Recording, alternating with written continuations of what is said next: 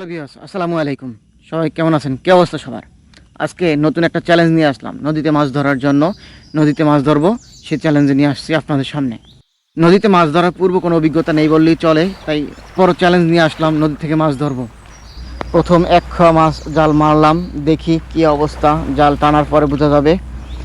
জাল টানতেছি, দেখি কি অবস্থা। ভিউয়ার্স, সাথেই থাকুন, আপনারা পুরো ভিডিওটি দেখতে থাকুন। মাছ ধরতে পারি কিনা আজকে মাছ ধরার চ্যালেঞ্জ নিয়ে আসছি। সো স্যার ভিউয়ার্স, প্রথম খেলায় কোনো মাছ আসলো না। আসলে চেষ্টা করে যাচ্ছি, দেখি পারি কি না। দেখতে থাকুন নদীতে আমাকে মাছ ধরতে পারলাম কি না। ভিডিওটি শেষ পর্যন্ত দেখার অনুরোধ রইল। তার দ্বিতীয় খেলা তারপর মারা শুরু করব, সাথেই থাকুন। বাড়ির পিছনেই নদী, এই নদীতে আমরা গোসল করি সবসময়। তো আজকে ভাবলাম যে আপনাদের সাথে একটা নদীতে মাছ ধরি। আমাদের জাল আছে, যেটা দিয়ে আমরা পুকুরে মাছ ধরি, সে জাল নিয়ে আসলাম নদী থেকে মাছ ধরার জন্য। জানি না আমাদের এখানে আছে অনেকেই, তাদের সারাদিন এখানে এই জন্য নদীতে মাছ ধরে। এবং আপনার কারেন্ট জাল বলেন, তারপরে মশারি জাল, তারপরে আইর জাল বলেন, অন্যান্য বিভিন্ন জাল আছে যেগুলো দিয়ে মাছ ধরে এরা।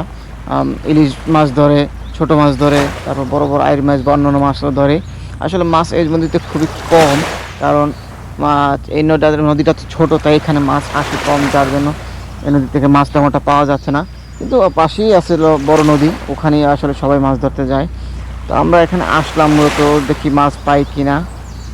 না ভিউয়ার্স, দ্বিতীয় খেয়ে কোনো মাছ পেলাম না। আসলে চেষ্টা করে যাচ্ছি, মাছ পাই কিনা দেখি। আল্লাহ ভরসা, সাথেই থাকুন আপনারা। মাছ আজকে ধরেই যাবো ইনশাল্লাহ। আসলে সব কিছু একটা অভিজ্ঞতা বা কাজের দক্ষতার ব্যাপার আছে, যেটা দেখছি আমি অন্যান্য মানুষ অনেকে এই নদীতে এই মশাই এই মাছ জাল দিয়ে মাছ ধরে তারা সংসার চলে, একবেলা দুইবেলা মাছ নিয়ে যায়। কিন্তু আসলে আমি হয়তো পারতেছি না, কারণ আমার পূর্ব কোনো অভিজ্ঞতা নেই এই নদীতে মাছ ধরা।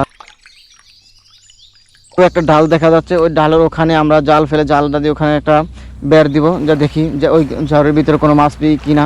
যদি না পাই তাহলে আজকে আর জাল মারবো না, কারণ জাল মারছি কয়েক পাইলে এর ভিতরে একটা না একটা পাইতাম। যেহেতু মাছ নেই তাই মাছ উঠতেছে না। আর এখন ভাড়া চলতেছে, ভাড়ার ভিতরে আসলে মাছ তেমনটা থাকে না বললেই চলে, জোয়ারের ভিতরে মাছ আসে।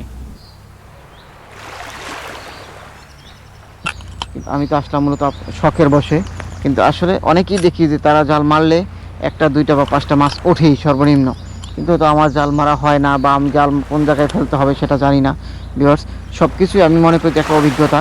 বা আপনারা জানেন, বিশেষ করে যারা মাছ ধরায় এক্সপার্ট, তারা কিন্তু জানে যে আসলে কোন জায়গাটাতে কীভাবে জাল ফেলতে হবে। ভিউয়ার্স, দেখি আমরা নেক্সট তৃতীয় খেয়ে মারার পর মাছ ওঠে কিনা। আসলে চেষ্টা চালিয়ে যাচ্ছি, মাছ পাইলেও ভালো, না পাইলেও ভালো। আমাদের তো এমন কিছুই না যে মাছ ধরতেই হবে। চেষ্টা করতেছি, মাছ ধরতে এসেছি, একটা দুইটা মাছ ধরলে খুব ভালো লাগবে, এই তো এই আর কি, এছাড়া আর কিছুই না। তো ভিউয়ার্স, দেখতে থাকুন কতটুকু কী করতে পারি, সাথেই থাকুন আমাদের। আমরা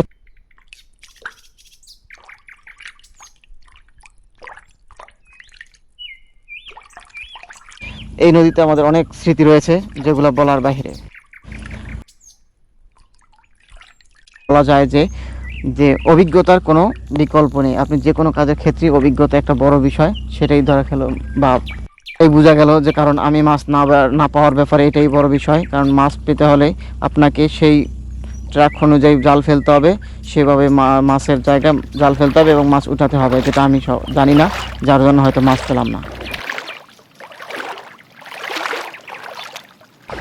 তারা মোটামুটি এই নদী থেকে মাছ ধরে বা এভাবে তাদের সংসার চলে। অনেক চেষ্টার পরেও দেখলেন কোনো মাছের দেখা পেলাম না। আসলে সব কিছুই দেখেন ভিউয়ার্স, একজন মাছ ধরতেছে, তার সে কী মাছ পাইছে দেখে যাক।